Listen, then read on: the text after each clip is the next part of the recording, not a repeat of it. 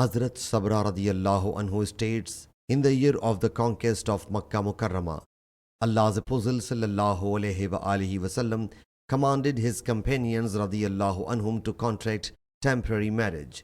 So I and a companion of mine from Banu Sulaim went out until we came on a girl of Banu Amir. She looked young and maiden. We proposed her for the temporary marriage, presenting our sheets to her.